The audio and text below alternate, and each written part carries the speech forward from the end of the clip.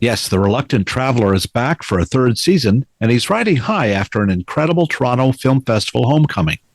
That story next from the traveling man himself, Eugene Levy, on Brio TV, the podcast.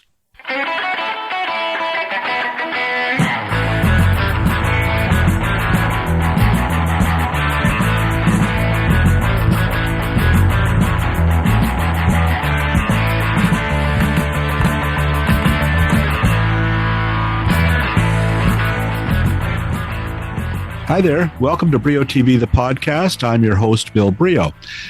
Now, can we all just stop and marvel at what an incredible year Eugene Levy is having? The SCTV and Schitt's Creek star is still on a high from the love-in that enveloped him at the Toronto International Film Festival. There he was, walking the red carpet with old friends Martin Short, Paul Schaefer, Victor Garber, and others who were all in on that landmark Toronto production of Godspell, way back in 1972-73. I was just a young punk high school student at the time, but a few classmates saw it, and one or two were, well, they went 6 or 7 times to see the play. The new documentary celebrating it is called You Had to Be There, and it has a very long subtitle. Here it is: How the Toronto production of Godspell ignited the comedy revolution, spread love in overalls, and created a community that changed the world in a Canadian kind of way. Okay, I'm a bit winded. Okay, there it is. So both Gardner and Levy played Jesus in the Bible-themed musical. Garber at the beginning of the production ran for about 14, 15 months, and Levy at the end. Levy also had to be moved by the great TIFF opening night screening of John Candy, I Like Me, another new documentary coming, this one October 10th, to Prime Video. Levy and Candy, of course, were two of the pillars of SCTV in the late 70s and early 80s, and before that on stage at Toronto's Second City Theatre. And those were the days for that presentation for sure. Besides all that, there's Levy's day job, the third season of his Apple TV Plus series, The Reluctant Traveler. This is the show where Levy, who claims he hates to travel, schleps in and out of airports en route to amazing places all over the world. This season takes him to the UK and a surprise meeting with Prince William right on the grounds of Windsor Castle. Michael Bublé and Levy's daughter Sarah also join him as he visits Vienna, India, Korea, Ireland, the US and Canada, and I'm leaving 1 or 2 countries out. Levy was in New York when I caught up with him on a Zoom call, which was set up by the folks at Apple TV Plus. I didn't get as much time with him as I had hoped, but any time with Eugene Levy is a good time. Here is that conversation conducted shortly after TIFF wrapped for its 50th season in September. Hi, Eugene. How are you today? I'm good. It's wonderful to talk to you. You've just had this tremendous, joyous homecoming here in Toronto. So I'm sure you're still on a high from TIFF. Just quickly, what was that like to be there with your friends, colleagues from all those years and feel the love? Oh, man, it was unbelievable. You know, I mean, the idea that, the one thing we couldn't get over was that, somebody's planning to make a documentary about, your first job. Yeah. That's what it came down to, going, wow, okay, yeah. Sure. Yeah. But, I think the documentary was as much about us as it was about Toronto as well, in terms of what was going on in Toronto back then in the early 70s, because we all met on Godspell. I mean, I did happen to know Marty Short before that because we went to school together, and the two of us got into a cast of 10. That in itself is a story. But we became fast friends as soon as we started working on it, and 50 years later, we're still the tightest group of friends. And Godspell has lived, in our hearts for 50 years because it's the show that not only launched everybody, but it's the show where we all became friends, and the show that introduced us to the business. It's a beautiful story just to see you on the red carpet with Paul Schaefer and Victor and Andrea and all those people. It warms your heart. You must have Yeah, just it been. did. Yeah. I have to say, when I was watching it, at the Royal Alex, where we started, Yeah. Yeah. it was quite an emotional experience for me, because I was sitting beside Victor, and I happened to say to him, Victor, I'm finding this very emotional, and he said, "No, I know. It's Do you do you do you fight over which one of you was more Christ-like? Well, you know what? If I were to guess, I'd say it would probably be me. Yeah. I was the first Jewish-looking Jesus I think That's Godspell right. had. Yeah. King So of the Jews. Sure. but I'm telling you, Victor had the voice of an angel. He was the best sounding Jesus was Victor Garber, hands down. Well, don't go away. The Reluctant Traveler will be back in just a moment.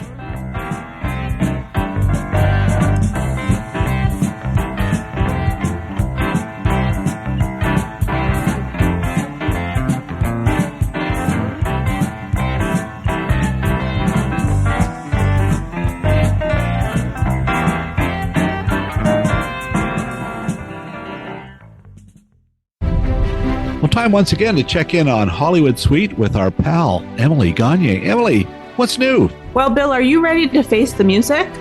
Yes, I am, Emily. What do you got? Well, we've got September soundtracks, so iconic films with great soundtracks from throughout film history, stuff like Gentlemen Prefer Blondes, The Judy Garland A Star Is Born, or if you're into more modern stuff, Sign of the Times from Prince. We even have Notorious, the film about the Notorious B.I.G. Wow, that's pretty cool. What else you got? We also have, and I'm very excited to share this, an Oasis documentary from 2005.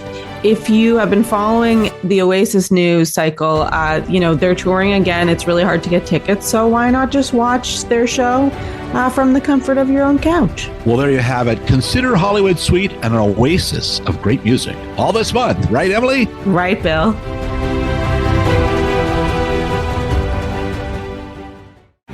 Have you been watching NCIS Tony and Ziva on Paramount Plus?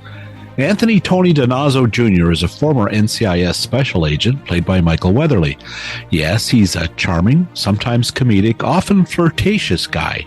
Ziva David, played by Cote de Pablo, first appears as a Mossad liaison to NCIS and becomes one of the core characters despite her burdens from the past. Together, the Tiva storyline is one of the most beloved and slow-burning in NCIS history. Catch up with Tony and Ziva as they take their act to Europe where, between all the banter and bickering, they continue to take on the world in this new series. And remember, there's a mountain of entertainment on Paramount Plus.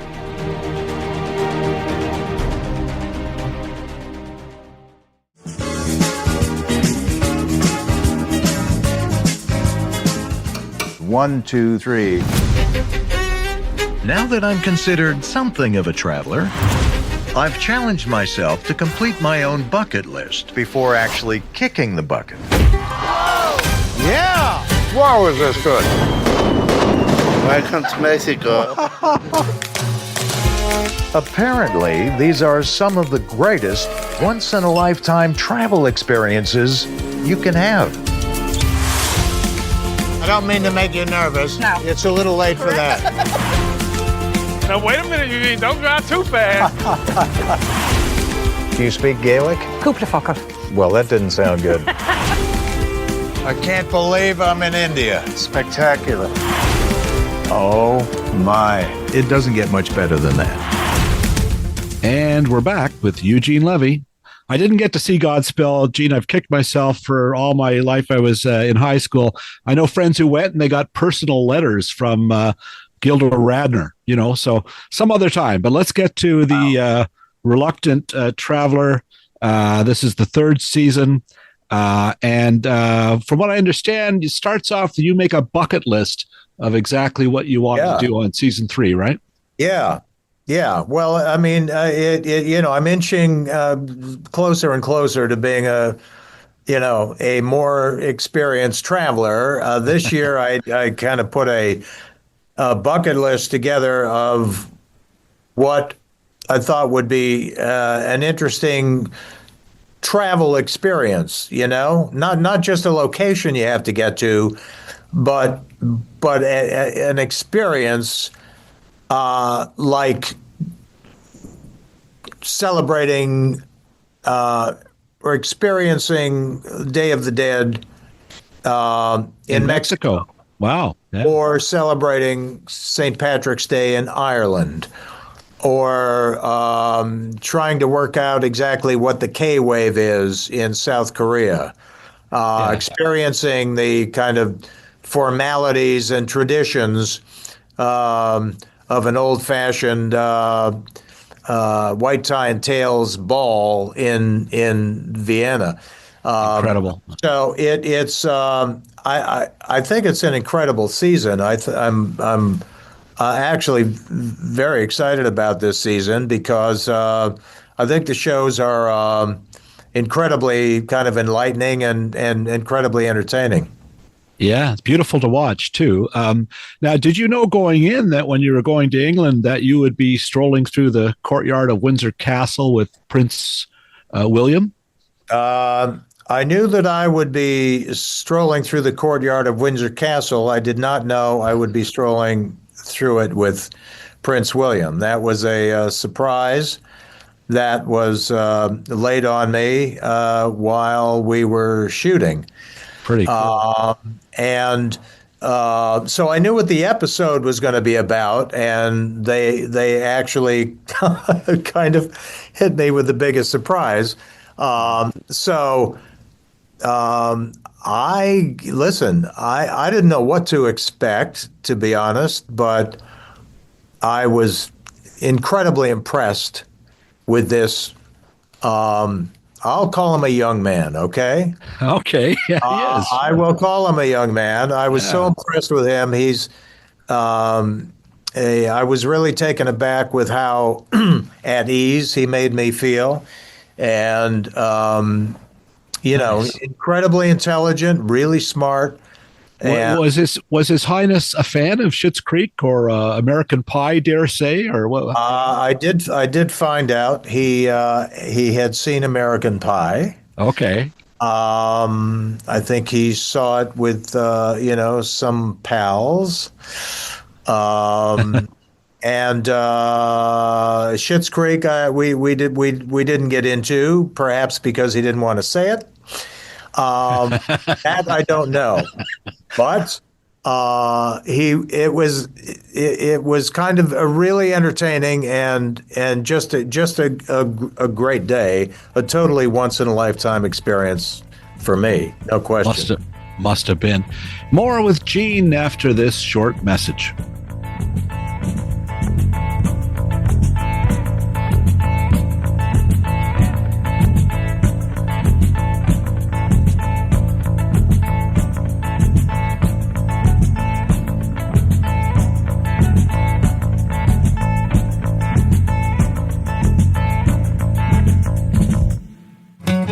For over a decade, Super Channel Heart and Home is where you find such family favorites as One Calls the Heart. Well, there's now a new drama in town with a similar feel, Crossroads Springs. The story centers on the Hamilton family who run Red Oak Ranch, including adult siblings James, a pastor, and Janet, an ER doctor. When their elderly father Willis is thrown from a horse, the siblings have to leave their careers and life elsewhere to help with the ranch. To make matters worse, there's rivalry and tension with the neighboring farm. Things get so bad, James starts a Come As You Are church right on the farm. You might say he's outstanding in his field. The series was filmed in the Newmarket, Ontario area north of Toronto and stars Jonathan Stoddard and Canadian Emily Alatalo. If family drama is what you're after, say giddy up to Crossroads Springs. Find it now exclusively in Canada among all the offerings this month on Super Channel.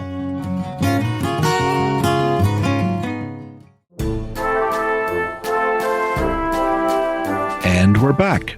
You're also, as you mentioned, you're partying. It's on St. Paddy's Day in Ireland. They can't be drinking green beer there, right? That's just something we do. I didn't see any green beer. Saw a lot of Guinness. Okay. But no green beer. But it was an incredible a day that my daughter and I celebrated. Also, great fun doing the show with Sarah and also trying to get into the family history of my wife Deb, whose family roots go back to Ireland. But we were in Galway on the western coast, and Right. 100,000 people in town, and maybe 80,000 showed up for the parade. Wow. So your family has roots in both Ireland and Scotland, then, Gene. Yeah, Deb's family, my wife's family, go back to Ireland. I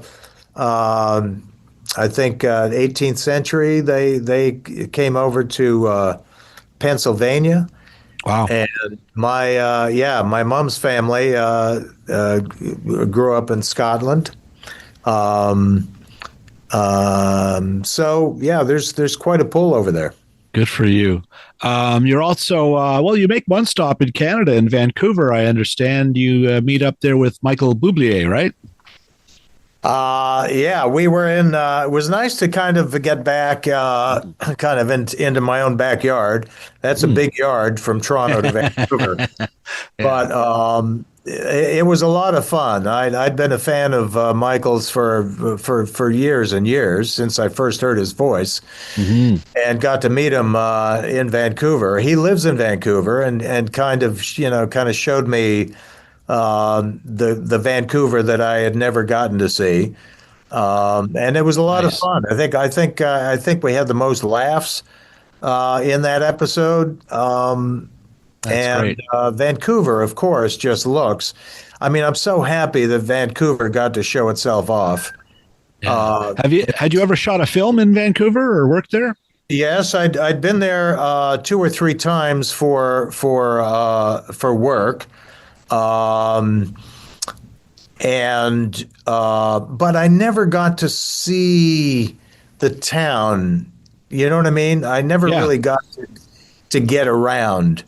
When you're working in a town, you sometimes, when you get a day off, you're sometimes too tired to go out and sightsee. Yeah, long days for sure. Yeah, but just I mean, I always knew it was one of the most gorgeous cities in the world. Now, there's also you're driving a large RV, I think, through Louisiana, and a lot of us aren't a lot of Canadians aren't visiting the U.S. right now. I mean, Yes. How are you able to drive with one elbow up? I guess is what I'm wondering. Well, let's put it this way: I shouldn't have. I shouldn't have been driving with one elbow up because both hands should have been on the wheel. Those are tough things to drive. Yeah, and I got to say, I wasn't overly enthralled with the concept of going on an RV, trip. The whole kind of camping out thing is not my cup of tea. But I'm saying yes to things that I never thought I would. And good for you. I was with a great guy, Will, on that trip, who made it a lot of fun to travel with. A very experienced kind of traveler, but a very, very sweet guy. Like, we had a lot of laughs together in that thing. And I found the southern Louisiana, the people there, I wasn't quite sure what to expect because I don't have a lot of experience in the South. But wow, are they friendly? My nice. God. Yeah, good to hear. Friendliest people. And to my surprise, a lot of Schitt's Creek fans down there. That's cool. That's pretty good. We're running out of time. I want to quickly. We'll get a chance to mention Vienna, where you're going dancing and waltzing and everything else, and Korea. It's just a great season 3 of the Reluctant Tourist on Apple TV Plus. Just finally, though, I wanted to ask one of the other thing at TIFF. There was a salute to John Candy. He must be on your mind a lot. It's a great documentary, but you must wonder, man, if he were still with us, it's 31 years. You guys would have been schmengy brothering all across Europe on a show like this, don't you think? I would predict there would have been probably a schmengy movie that would have probably come out. Yeah, I kind of miss John. The thing about I know I miss John, no question. But to me, he's still like around. I still hear his voice. I still expect to see him walk through a door. I mean, that's how much of an effect he had on our lives. It's just the realization that he's no longer here is something that still hasn't hit people. Right? No, it's true. You kind of know it, but it hasn't hit you. Yeah. Well, it was lovely to see that, Doc, and congrats on everything that's happening for you. Must be a very joyous time. I'm sure you've got all this and a grandson, right? I have one now too, and it makes a difference. So best of luck. I know you have a busy day today, but it's wonderful to see you again, and hope to talk to you again soon. Great. Same here, Bill. Take care. Take care.